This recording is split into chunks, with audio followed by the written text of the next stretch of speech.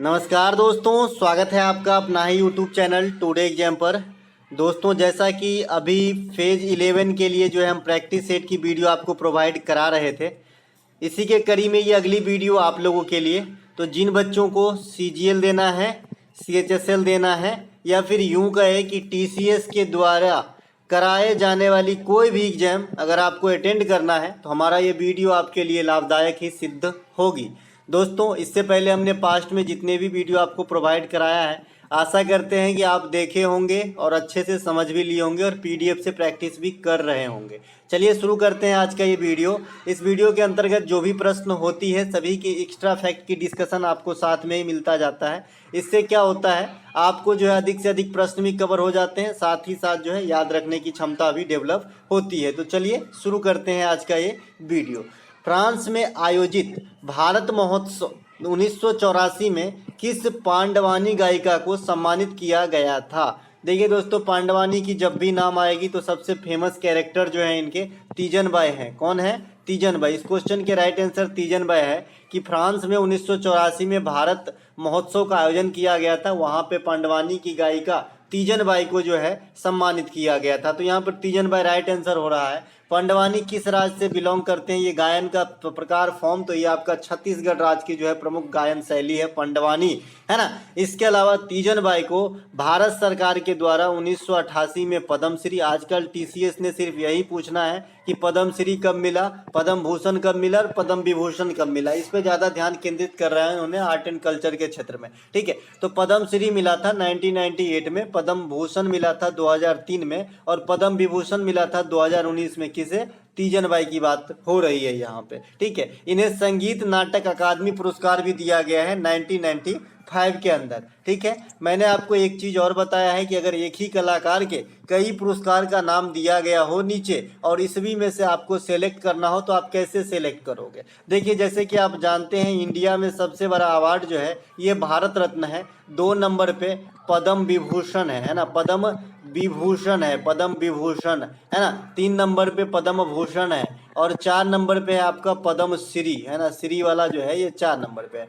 तो भाई आप किसी कंपनी में काम करोगे तो पहले आप जो है असिस्टेंट मैनेजर बनोगे तब ना मैनेजर बनोगे, कि पहले मैनेजर बन जाओगे? तो पहले असिस्टेंट मैनेजर बनोगे, है ना। तो सबसे पहले अगर इन चारों पुरस्कार किसी कलाकार, किसी भी नेता या भी कोई भी पर्सन को मिला है तो सबसे पहले पद्म श्री मिला होगा, तब उनको पद्म भूषण दिया गया होगा, तब पद्म विभूषण दिया गया होगा और लास्ट में भारत रत्न दिया होगा। यही क्रम होनी चाहिए, है ना। अब ऐसा नहीं है कि जिनको ये तीनों नहीं मिला उनको भारत रत्न नहीं मिला। ऐसे बहुत सारे कैरेक्टर हैं जिनको इन तीनों नहीं मिला लेकिन भारत रत्न डायरेक्ट मिला है, तो ये एक तो अलग बात हो गई। लेकिन अगर इन चारों मिला है तो वरीयता के हिसाब से पहले छोटकू, तब कनकी बरकू, तब इससे बरकू, तब सबसे बरकू। ठीक है, तो इस प्रकार से आपको ऑप्शन छांटने में मदद आएगा। ये बात हमारी कभी न कभी काम आपको जरूर आएगा एग्जाम के अंदर, है ना। इसके अलावा पांडवानी के अन्य कलाकार जो हैं ये प्रभा यादव भी हैं, इन्हें भी ध्यान रखेंगे, ये भी काफी नाम अर्जन किए हैं पांडवानी के अंदर। इसके अलावा छत्तीसगढ़ की कुछ अन्य प्रमुख नृत्य या फिर फोक डांस के प्रकार हैं, जैसे आपका सैला है, कर्मा है, सुआ है ना। इसके अलावा राउत नाचा है, पांडवानी है। देखिए, ये जो कर्मा है और ये जो झूमर है ये आपका छत्तीसगढ़ के साथ साथ झारखंड में भी होती है, ये मैंने आपको बता रखा है, तो कंफ्यूज नहीं होना। इसके अलावा छत्तीसगढ़ की प्रमुख माफ कीजिएगा, छत्तीसगढ़ की जो वर्तमान में मुख्यमंत्री है ना, ये आपका कौन है? तो आप भूपेश बघेल है। कौन है? भूपेश बघेल है। देखिए, मेरा ऐसा अंदाजा कहता है, हमारा जो सेंस है ये कह रहा है कि अब जो TCS एग्जाम आपका कराएगा, यानी फेज 11 का कराएगा, फिर CGL का कराएगा 14 जुलाई से स्टार्ट शायद, है ना। तो इनमें जो है ये राज्यपाल काफी रन करेगा जी। ठीक है, ये राज्यपाल जो तबादला हुआ था ना फरवरी महीना में एक झटके में 12-13 का, है ना, तो ये काफी रन करेगा। जरा अभी से ही ध्यान में रखते चले इसको। ठीक है, और मैंने भी आपको रोज न रोज कुछ इससे बताना ही है, तो आपको जो है एक मैं वहां तक ले जा रहा हूँ जहां तक ले जाना चाहिए। छत्तीसगढ़ के मुख्यमंत्री भूपेश बघेल हैं वर्तमान में, और राज्यपाल है विश्वभूषण हरिश्चंद्रन। ये विश्वभूषण हरिश्चंद्रन जो है ये पहले आंध्र प्रदेश के राज्यपाल थे। ठीक है, आंध्र प्रदेश के राज्यपाल जो थे ये आपका विश्वभूषण हरिश्चंद्रन है। ये आंध्र प्रदेश के वर्तमान में जो राज्यपाल बने हो नजीर साहब को वहां पे डिप्यूट किए गए हैं गवर्नर के रूप में, है ना, जो विश्वभूषण हरिश्चंद्रन का स्थान लिए हैं। और विश्वभूषण हरिश्चंद्र जो छत्तीसगढ़ में पहले अनसुईया उइके थी, तो उनके जगह पे जो है विश्वभूषण हरिश्चंद्रन आ गए हैं। पिछले साल यानी 22 में विश्वभूषण हरिश्चंद्रन को उड़ीसा सरकार का कलिंग अवार्ड भी दिया गया था, तो ये भी आपको ध्यान रखना है। देखिए एगो कलिंग पुरस्कार जो है यूनेस्को देता है, और एगो कलिंग अवार्ड जो कलिंग सम्मान है ये आपका उड़ीसा सरकार भी देता है। तो कंफ्यूज नहीं होना है कि यूनेस्को वाला तो नहीं मिला, ऐसा नहीं है, ठीक है। अब छत्तीसगढ़ की बात हो रही तो मुख्यमंत्री जान लिए, राज्यपाल जान लिए, छत्तीसगढ़ में इस नाच के जो प्रकार थे वो जान लिए। भिलाई इस्पात संयंत्र ये भी छत्तीसगढ़ में है। इसे सेकेंड पंचवर्षीय योजना में 3 जो बड़े बड़े फैक्ट्रियां लगाई गई थी, तो इसमें एक भिलाई भी था, ठीक है। अब ये 3 फैक्ट्रियां कौन कौन सी थी मैं आपको याद दिलाता हूं। एक तो दुर्गापुर था, एक राउरकेला, राउरकेला जी जगह का नाम है, ये उड़ीसा के अंदर स्थित है। और इस बार का जो हॉकी वर्ल्ड कप 2023 हुआ है ये आपका राउरकेला में ही हुआ है जी, तो इसे भी ध्यान रखेंगे।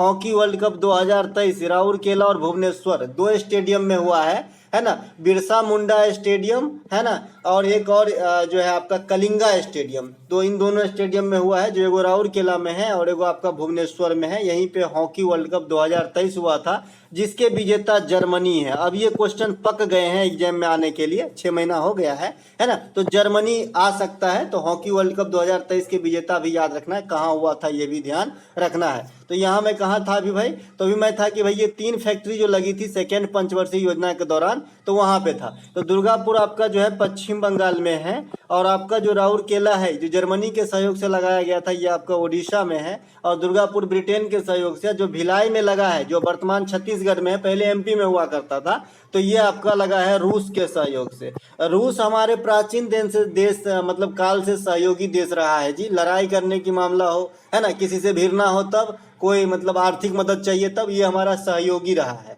ठीक है। इसीलिए कुछ भी हो जाए हम भी इनके साथ में रहते हैं, जैसा कि आप देखते ही आए हैं, है ना। जैसे कि अभी रूस और यूक्रेन का चल रहा है, लेकिन सब जानते हैं कि ये जो छोटकू है कमजोर है, लेकिन फिर भी रूस का साथ दे रहा है ना। इसके अलावा 1784 में बंगाल की एशियाटिक सोसाइटी के गठन में किसका महत्वपूर्ण समर्थन या योगदान था। देखिए 1784 में क्या होती है, बंगाल एशियाटिक सोसाइटी के गठन का श्रेय किसे दिया जाता है, क्योंकि इन्होंने समर्थन दिया था ज्यादातर, तो ये आपका सर विलियम जोन्स को दिया जाता है। आपसे पूछा जाता है एशियाटिक सोसाइटी के संस्थापक कौन है, तो आप विलियम जोन्स ही मारते हो, ठीक है। ये बात भी ध्यान रखेंगे। एक आपका पूछता है होम रूल लीग इंडिया में, तो एनी बेसेंट और तिलक को मारते हैं। इस फॉर्म में जो भी क्वेश्चन आते हैं यहीं पे डिस्कशन कर लेते हैं, है ना। ये होम रूल लीग की बात हो गई।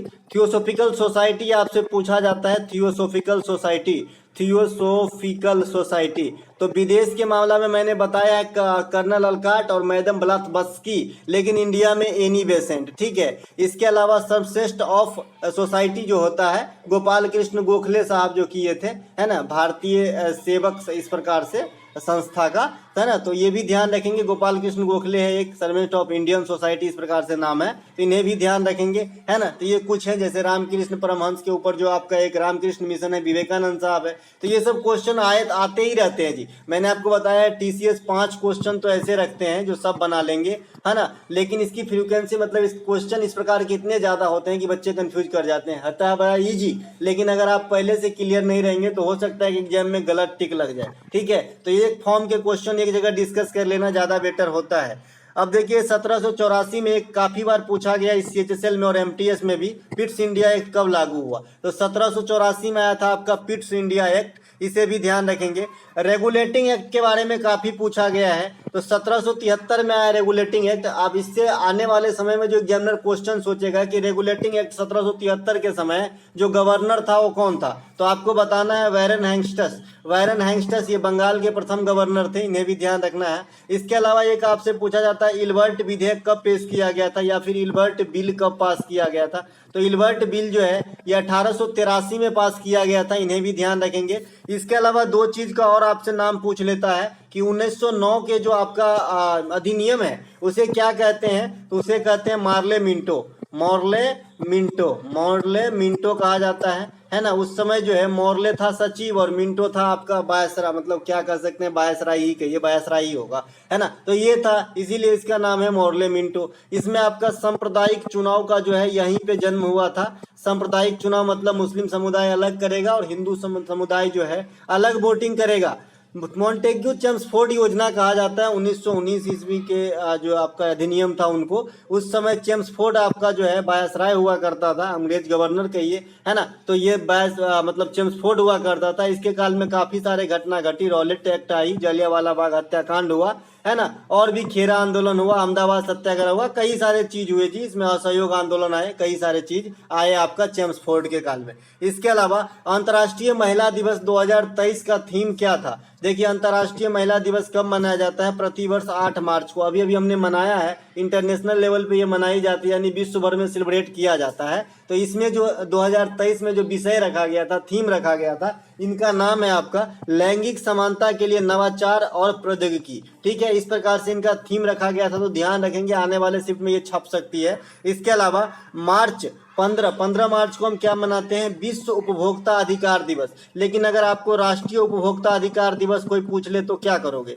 तो राष्ट्रीय उपभोक्ता, जो उपभोक्ता मतलब कंज्यूमर भाई, है ना, उपभोक्ता अधिकार दिवस नेशनल लेवल पे कब मनाते हो? तो भैया 24 दिसंबर को मनाते हैं, तो इसे भी ध्यान रखेंगे। दिसंबर महीने में मैंने आपको कहा है 24, 25, 23, ये जरूर ध्यान रखें। 23 को जो है 23 दिसंबर को चौधरी चरण सिंह के जन्मदिन पे किसान दिवस मनाते हैं। 24 दिसंबर को आपका यही हो गया राष्ट्रीय उपभोक्ता अधिकार दिवस। 25 दिसंबर को अटल बिहारी वाजपेयी साहब के जन्मदिन पे सुशासन दिवस। 26 दिसंबर को अब वीर बाल दिवस के रूप में मनाया जाएगा, जो सिख धर्म से संबंधित है। तो इस प्रकार से कुछ जो है दिसंबर में आके जरूर ध्यान रखें। इसके अलावा मार्च में आ जाते हैं, 21 मार्च को विश्व वानिकी दिवस। देखिए, विश्व पर्यावरण दिवस जो है ना, ये 5 जून को मनाया जाता है, तो ये वो अलग होता है, और वानिकी वाला अलग होता है। तो वानिकी वाला 21 मार्च को, ठीक है। 22 मार्च को अंतर्राष्ट्रीय जल दिवस और 22 मार्च को बिहारो दिवस मनाया जाता है। 22 मार्च, 22 अप्रैल और आपका जो है 22 मई, जरूर ध्यान रखना है। 22 मार्च अंतर्राष्ट्रीय जल दिवस, 22 अप्रैल अर्थ दिवस यानी पृथ्वी दिवस, है ना, और 22 मई जैव विविधता दिवस, है ना। तो ये बात भी ध्यान रखेंगे, ठीक है। ये तीनों भी आप एक जगह याद रख सकते हैं, रिलेट करके, पिन अप करके, ठीक है। इसके अलावा 24 मार्च को विश्व क्षय रोग दिवस मनाते हैं, यानी टीवी दिवस मनाते हैं। आप लोग मुझे टीवी का फुल फॉर्म भेजिएगा जरा, है ना, क्या होता है वो टीवी का फुल फॉर्म, है ना। इसके अलावा धूमल, धूमल निम्नलिखित में से किस राज्य का प्रमुख लोक नृत्य शैली है? धूमल, धूमल जो है ये जम्मू कश्मीर और लद्दाख के एरिया में किया जाने वाला एक प्रकार का नृत्य शैली है, ठीक है। तो इसे भी ध्यान रखेंगे। जम्मू कश्मीर के कुछ अन्य लोक नृत्य या फिर त्योहार को देख लेते हैं, जैसे रौफ होता है, कूद डांस, कूद डांस, नगमा बच्चा नृत्य, ये पूछा गया था CHSL में जी, नगमा बच्चा डांस, ठीक है। तो ये भी आपका जम्मू कश्मीर में ही होता है, नगमा बच्चा, इसमें बच्चा लिखना छूट गया है, ये पूरा होता है नगमा बच्चा डांस, ठीक है। तो ये भी जम्मू कश्मीर में होता है। इसके अलावा महाराष्ट्र का रखे हैं, कोली होता है, तमाशा होता है, ये तो आप जानते ही होंगे। कोली देखिए मैंने बताया है, एक जाति का नाम है, जो मछुआरा समुदाय होता है, उनके एक विशेष डांस होता है जिसे कोली डांस कहा जाता है। तमाशा होता है, एक लावनी होता है, ये आपको किसी भी तीनों किताब में मिल जाएगा, रंगोली भी मिल जाएगा। ये एक चित्रकला है, इस प्रकार से जो है अबीर या गुलाल से बनाती है महिला लोग किसी विशेष ओकेजन का मतलब अवसर पे, ठीक है। ये डिंडी, डिंडी ध्यान रखिएगा, ये भी महाराष्ट्र का है। एक इसी प्रकार से लेझिम याद रखना है, ये भी महाराष्ट्र का है। इसी प्रकार से एक फुगरी याद रखना है, ये भी महाराष्ट्र का है। शिवाजी उत्सव, गणपति उत्सव, ये भी महाराष्ट्र का है। महाबलेश्वर हिल स्टेशन महाराष्ट्र में है। गेटवे ऑफ इंडिया महाराष्ट्र में है। तो ये सभी बात जो है महाराष्ट्र से जरूर ध्यान रखना है। इसके अलावा गंभीरा, टूसू, जतरा, गंगा सागर, छऊ, पश्चिम बंगाल। देखिए अभी अभी आपसे इस MTS के एग्जाम में पूछा गया था टूसू नृत्य, टूसू नृत्य पूछा गया था किसी क्वेश्चन के, मतलब वीडियो के थंबनेल पे मिल जाएगा ये क्वेश्चन। तो टूसू जो है ये आपका पश्चिम बंगाल का है जी, है ना। गंभीरा भी पश्चिम बंगाल का है। यात्रा का मैंने 4 फॉर्म बताया है, एक तो यात्रा, धनु यात्रा, मेदराम यात्रा, ये 3 अलग अलग यात्रा है भाई। जगन्नाथ यात्रा 4 होते हैं भैया, भाई 4 कैसे छूट गया था भाई एक, है ना। तो यात्रा खाली रहेगा तो पश्चिम बंगाल, मेदराम यात्रा रहेगा तो तेलंगाना, 4 दिनों तक चलती है, कोया जनजाति के लोग मनाते हैं, इंडिया का 2nd लार्जेस्ट जो है आपका मेला है। इसके अलावा मैंने कहा धनु यात्रा, धनु यात्रा कितने दिन तक चलती है? 11 दिन तक चलती है। कहाँ पे चलती है? उड़ीसा के अंदर चलती है। इसे क्या कहा जाता है? दुनिया को सबसे बड़ा ओपन थिएटर का दर्जा दिया गया है। है ना। एक भगवान जगन्नाथ रथ यात्रा भगवान जगन्नाथ के सम्मान में उड़ीसा के अंदर। तो खाली यात्रा तो पश्चिम बंगाल, मेद्राम यात्रा तो तेलंगाना, और धनु यात्रा और जगन्नाथ रथ यात्रा ये दोनों हो जाएगा तो उड़ीसा के अंदर। अगला जो हमारा प्रश्न है, हिस्टोलॉजी में किसका अध्ययन किया जाता है। देखिए हिस्टोलॉजी जो है ना, इसमें उत्तकों का अध्ययन होता है, टिश्यूज का अध्ययन होता है। उत्तक से आप ऐसे समझिए, आपसे डायरेक्ट पूछा जाता है कि आपका जो ब्लड है ये क्या है, तो भाई ये जो है लिक्विड फॉर्म में टिश्यूज है, यानी तरल संयोजी उत्तक है, ठीक है। तो इसी भी ध्यान रखेंगे। इसके अलावा आपका हिस्टोलॉजी में उत्तक हो गया। देखिए अध्ययन से जो है इंग्लिश और जीके दोनों में काम आता है, टीसीएस के जो भी एग्जाम होते हैं उनके अंदर, है ना। एग्रोएस्ट्रोलॉजी में घास फूस का अध्ययन होता है जी, है ना। घास फूस का अध्ययन जो है एग्रोएस्ट्रोलॉजी में होती है, ठीक है। इसके अलावा साइटोलॉजी में मैंने कल भी बताया था, सेल का अध्ययन होता है, कोशिका का अध्ययन होता है। कोशिका का खोज 1665 ईस्वी में कौन किए थे, आप लोग मुझे कमेंट करेंगे, ठीक है। ऑस्टियोलॉजी में हड्डी का अध्ययन होता है। दोस्तों इससे पहले वाली वीडियो में आप लोगों ने जिन्होंने भी सही सही आंसर दिया है सभी को जो है वेरी गुड मेरे तरफ से, मतलब एक वो देता हूं, है ना। तो अच्छा कर रहे हो ऐसा बोलना चाह रहा हूं, है ना। तो ऐसे ही आंसर देते चलिए तो अच्छा लगेगा मुझे भी, है ना। ऑर्निथोलॉजी में जो है पक्षियों का अध्ययन किया जाता है, ठीक है, ऑर्निथोलॉजी में, ठीक है। और जहां पक्षियों को रखा जाता है उसे क्या कहा जाता है, एवियरी। क्या कहा जाता है, एवियरी। मैंने आपको बताया था AVI वर्ड जो है ये पक्षी का रूट वर्ड है ना। इसी प्रकार से API, है ना, एपी ये जो है आपका मधुमक्खी का रूट वर्ड है, तभी तो जहां मधुमक्खी रहता है उसे एपियरी, है ना। तो आप अगर अंग्रेजी की तैयारी करते हैं तो अगर आप अपना वर्ड मीनिंग जो है ना, उसको स्ट्रॉन्ग करना चाहते हैं तो आपको रूट वर्ड पे काम करना होता है, खास करके SSC CGL वगैरह की तैयारी करने के लिए जी, ठीक है। हमने भी कभी किया था, वो जमाना था, है ना। इसके अलावा प्रधानमंत्री जीवन ज्योति बीमा योजना में इंश्योरेंस कवर के रूप में कितना रुपया मिलता है, ठीक है। तो प्रधानमंत्री जीवन ज्योति बीमा योजना में इंश्योरेंस कवर के रूप में 2 लाख रुपया मिलती है। इससे कई सारे क्वेश्चन राइज होता है कि यह किस मंत्रालय का है, तो भाई ये जो है आपका वित्त मंत्रालय, फाइनेंस मिनिस्ट्री का जो है ये आपका पहल है। पहल मतलब स्कीम यहाँ पे, है ना, क्योंकि पहल भी एक योजना है भाई, तो इसको कंफ्यूज मत होना, यहाँ पे स्कीम लिख ही देता हूँ, है ना। स्कीम है ना भैया, पहल का मतलब स्कीम है ना। इसे 2015 में कोलकाता से शुरू किया गया था, तो इसे भी ध्यान रखेंगे। इसके अलावा इस योजना में लाभार्थी की जो एज है ये आपका 18 से 50 वर्ष के बीच में होना चाहिए। अगर 51 हो गया तो लाभ नहीं ले पाएगा, और 17 है तो यो नहीं लाभ ले पाएगा, ठीक है। प्रधानमंत्री किसान सम्मान निधि योजना, है ना, कृषि एवं किसान कल्याण मंत्रालय के द्वारा शुरू किया गया था, जिसके तहत 6,000 की आर्थिक मदद किसानों को दी जाती है। 2000 गुने 3 बार चौमाही 2-2 हजार की रकम जो है उनके बैंक खाता में भेज दिया जाता है। प्रधानमंत्री वाणी योजना का नाम सुने होंगे, ये वाईफाई लगाकर जो है ब्रॉडबैंड सुविधा जो है मुहैया कराने वाली योजना है। प्रधानमंत्री पहल योजना जो है LPG सब्सिडी से है, LPG से जो योजना LPG कनेक्शन से, ये उज्ज्वला योजना भी है जो फ्री LPG कनेक्शन से है, लेकिन पहल भी है जो LPG की सब्सिडी से है। अगर आप गैस खरीद लेते हैं जो रिटर्न पैसा आता है वो सब्सिडी वाले अकाउंट में जाता है। मेरा पहले आता था, पता नहीं अब क्यों नहीं आता है, पता करना पड़ेगा। इसके अलावा पहल योजना जो है एक उड़ीसा सरकार की भी है, तो ये बात भी ध्यान रखेंगे। जो है पहल योजना जो है ये उड़ीसा सरकार में भी जो है जो नवविवाहित जोड़े होते हैं उनके लिए चलाई गई थी, तो इसे भी ध्यान रखेंगे। इसके अलावा लेटेस्ट में हाल फिलहाल के एग्जाम में पूछा गया लाडली लक्ष्मी लाडली बहना योजना, तो ये आपका मध्य प्रदेश का है ना, तो इसे भी ध्यान रखेंगे। पंचामृत पूछा गया था, पंचामृत योजना ये आपका जो है यूपी का है, तो इसे भी ध्यान रखेंगे, ठीक है। इसके अलावा प्रसिद्ध पुस्तक a brief history of time के लेखक कौन है। देखिए मैंने जो मॉडर्न पुस्तक है उस पर आपको वीडियो बना के दे दिया हूँ, इसीलिए मैं मॉडर्न पुस्तक का नाम अब नहीं रख रहा हूँ, ठीक है। जो एनिशियन टाइप के पुस्तक है वही बता रहा हूँ यहाँ पे। मॉडर्न वाला PDF भी आपको टेलीग्राम ग्रुप में मिल जाएगा, आप खंगालेंगे, वीडियो का लिंक होगा, उसी के 2 दिन के बाद आपको PDF मिल जाता है, तो देख लीजिएगा कहाँ पे है। जिनको टाइम नहीं है वो PDF से पढ़े, जिनको टाइम है एक बार वीडियो देख ले, हमको लगता है 10-15 मिनट की वीडियो है ना। तो स्टीफन हॉकिंस के द्वारा ये ब्रीफ हिस्ट्री ऑफ टाइम लिखा गया था। दास कैपिटल इसी प्रकार के पुस्तक है, कार्ल मार्क्स के द्वारा लिखा गया था।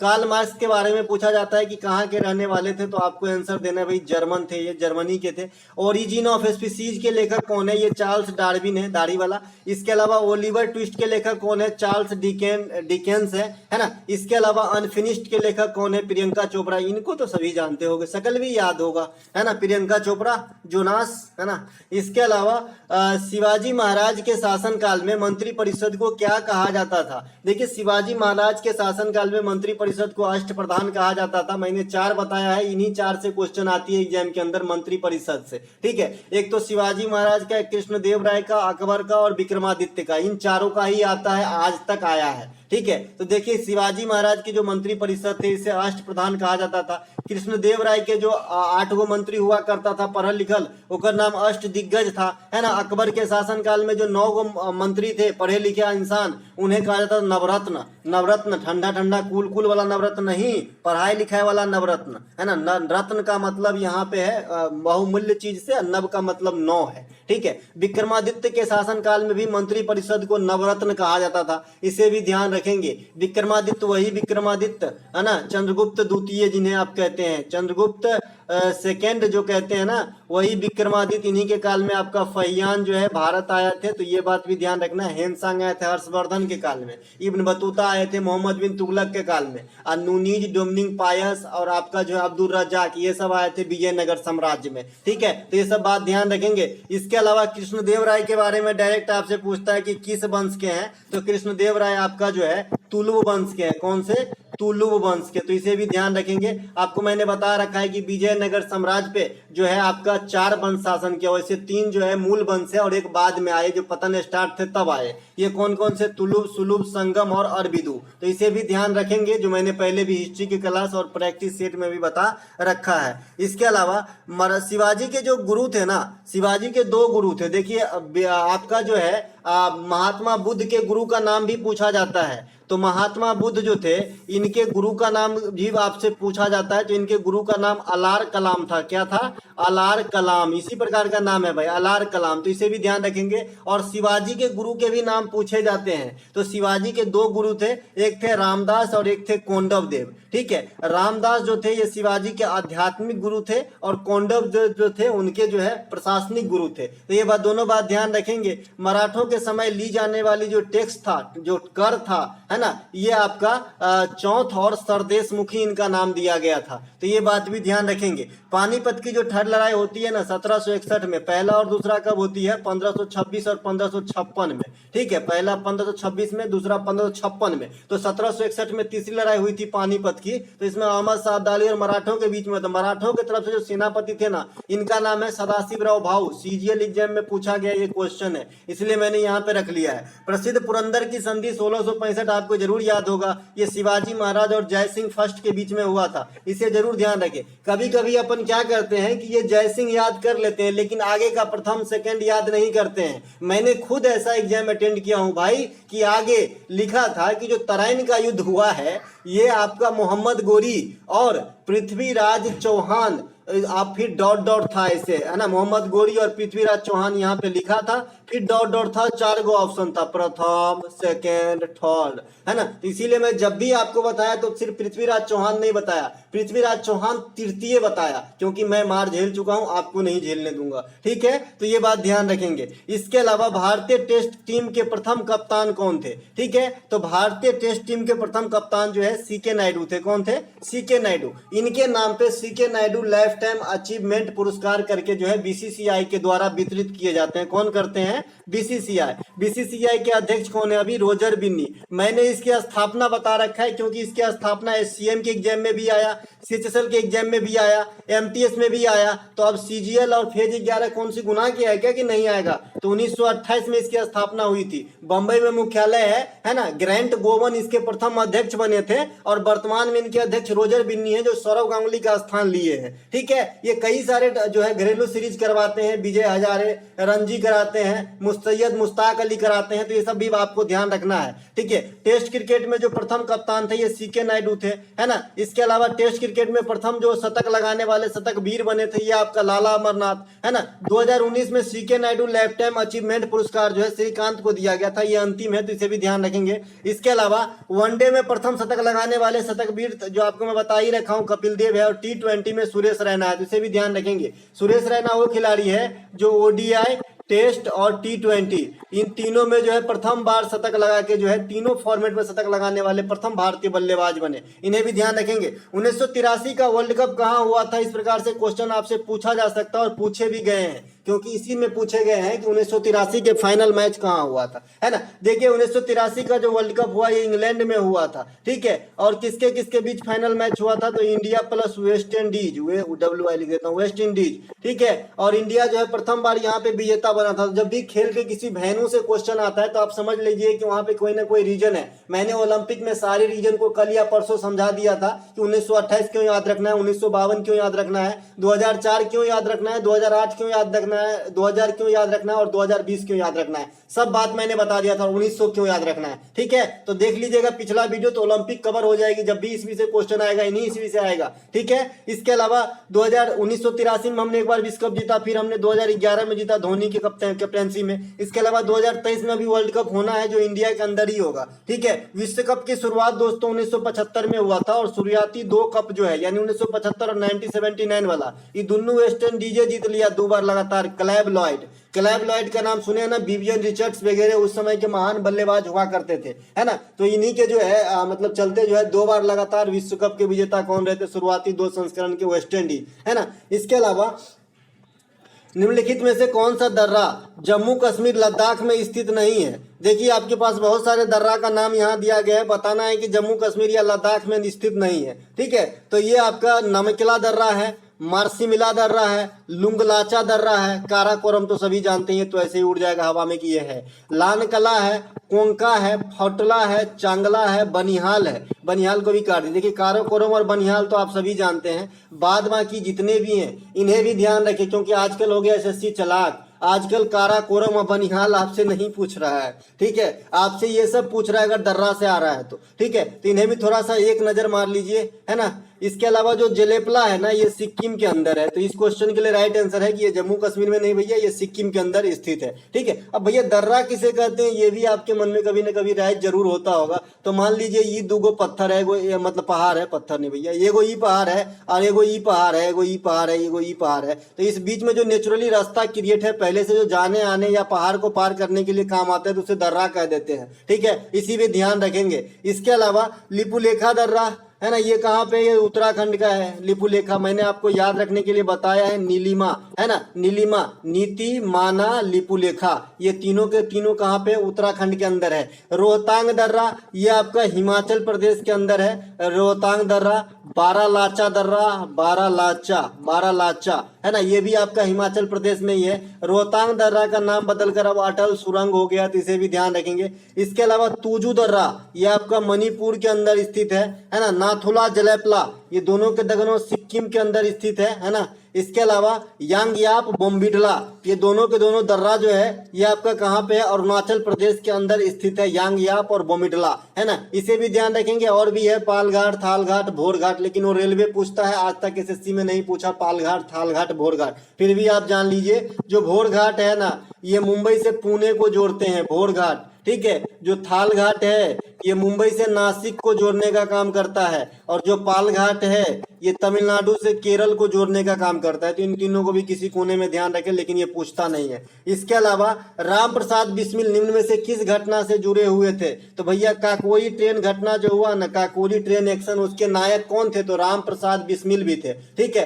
9 अगस्त 1925 में काकोरी ट्रेन मामला सामने आया था। इनका उद्देश्य था कि अंग्रेजों का जो है माल जब्त करके उसे जो है स्वतंत्रता के काम में लगाया जाए, ठीक है। इस घटना में राम प्रसाद बिस्मिल के कई अन्य सहयोगी थे जो किस संस्था से जुड़े हुए थे, तो हिंदुस्तान रिपब्लिकन एसोसिएशन, HRA के जो सहकर्मी थे, इनके अधिकांश जो सहयोगी थे वो HRA के सहकर्मी थे, ठीक है। HRA की स्थापना भी आपसे पूछ लिया जाता है, तो 1924 में किया गया था, जिसमें से मेन जो है कानपुर में नाम दिया जाता है सचिंद्र सान्याल को, ठीक है। और भी लोग थे। इसी का बदला हुआ नाम HSRA है, हसरा है। इसमें सोशलिस्ट शब्द को ऐड किया गया और इसकी गठन 1928 में हुआ था दिल्ली के फिरोज शाह कोटला मैदान में, जिसमें भगवत सिंह जो है प्रमुख थे, ठीक है। तो यही सदस्य यही वाली संस्था का नाम बदला था। लाहौर असेंबली बम कांड जो है अप्रैल 1929 में होती है। ये आपका बटुकेश्वर दत्त और भगत सिंह साहब शामिल थे। देखिए अभी आपको पूछा गया था कि लाहौर जो बम कांड है उसमें भगत सिंह के साथ कौन शामिल थे, तो बटुकेश्वर दत्त, है ना। और भगत सिंह के साथ किसको फांसी दिया गया था ये भी पूछा गया था,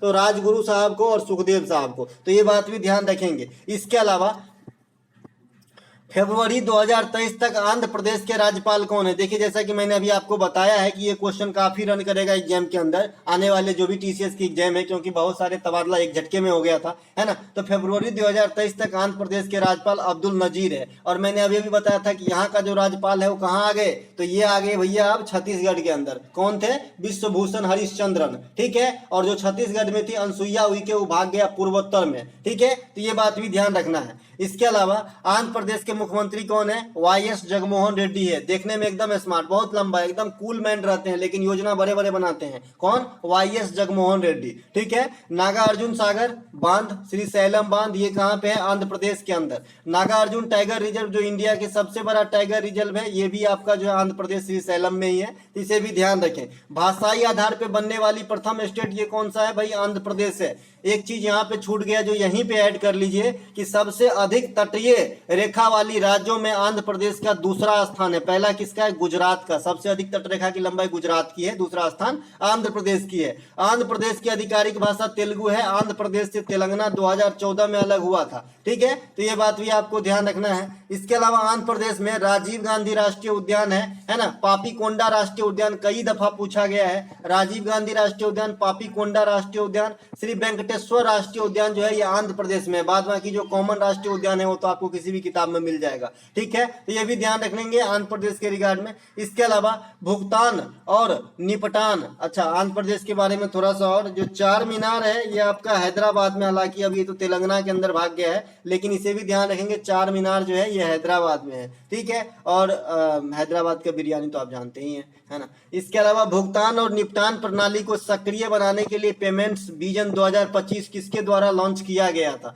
तो भाई ये आरबीआई की पहल है, आरबीआई की स्कीम है पेमेंट विजन 2025, ठीक है। अब आरबीआई को थोड़ा स्टैटिक्स फॉर्म में ले जाते हैं। तो आरबीआई की स्थापना 1935 में हुई थी, किस आयोग के द्वारा? हिल्टन यंग आयोग के द्वारा। तो इसे भी ध्यान रखेंगे। मुख्यालय मुंबई में है। वर्तमान गवर्नर शक्तिकांत दास है जो 25वें नंबर के हैं। प्रथम गवर्नर कौन थे? वो स्वर्ण स्मिथ थे। और प्रथम भारतीय गवर्नर कौन थे?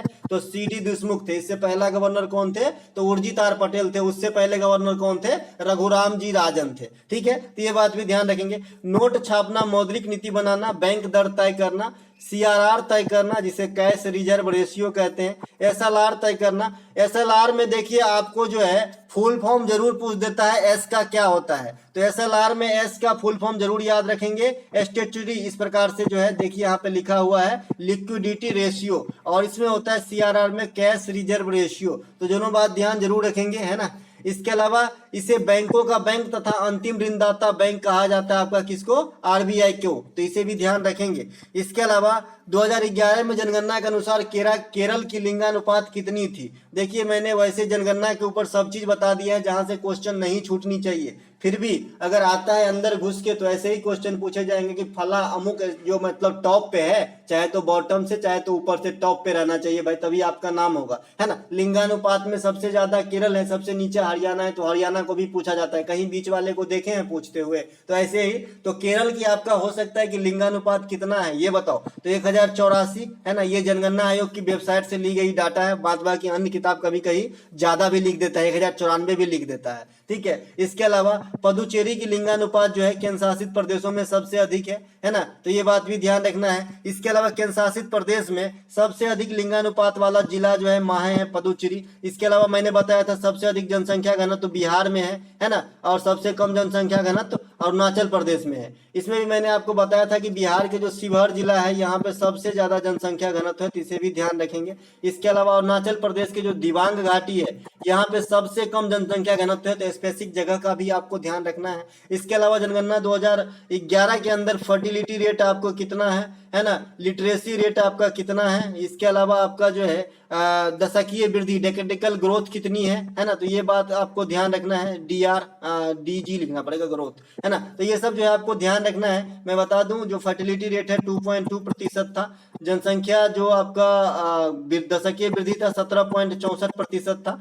आपका लिटरेसी रेट 74.04 था। लिंगानुपात 943 था। जनसंख्या घनत्व 382 था। तो ये सब जो है आपको ध्यान रखना है, ठीक है। इसके अलावा प्याज में कौन सा अम्ल पाया जाता है? देखिए अम्ल वाला क्वेश्चन भी काफी घूम रहे हैं एग्जाम के अंदर, भाई सेब में क्या होता है, इमली में क्या होता है, चींटी में क्या होता है। अब ऐसे चीज पूछ देते हैं कि हमें ध्यान ही नहीं रहता, तो मैंने भी यहाँ पे रखा है प्याज में कौन सा अम्ल होता है। तो प्याज में भैया सल्फेनिक अम्ल होता है। ये पूछे जाने की रीजन भी है क्योंकि इससे पहले भी एग्जाम में क्वेश्चन बने हैं पास्ट में कि भाई प्याज काटते समय आंख से आंसू क्यों आता है ना। तो इसमें सल्फेनिक अम्ल होता है, सेब में मैलिक अम्ल होता है, नींबू में सिट्रिक अम्ल होता है, इमली में टार्टरिक अम्ल होता है, घास में बेंजोइक एसिड होता है। एक आपको ध्यान रखना है कि जो एक क्वेश्चन और पूछा जाता था पहले कि भाई खाद्य जो पदार्थ है उसको संरक्षण कैसे किया जाता है या फिर संरक्षित कैसे किया जाता है, या फिर आप सीधे सीधे समझिए स्टोर कैसे किया जाता है खराब होने से बचाने के लिए, है ना। तो सोडियम बेंजोएट इस प्रकार के एक रसायन है, इनके प्रयोग से जो है खाद्य खाने पीने की वस्तु को सुरक्षित रखा जाता है। ठीक है, तो इसे भी ध्यान रखेंगे, है ना। इसके अलावा जो आपका फोटोग्राफी में जो यूज किया जाता है सोडियम थायोसल्फेट, उसे हाइपो सोल्यूशन कहा जाता है। डायरेक्ट पूछा जाता है कि हाइपो सोल्यूशन क्या है, तो आपको बताना है सोडियम थायोसल्फेट को हाइपो सोल्यूशन भी कहते हैं। ठीक है, तो ये था आज के वीडियो में कुछ एक सवाल जो आपको ध्यान रखना है। मिलेंगे हम अगले वीडियो में, तब तक के लिए जय हिंद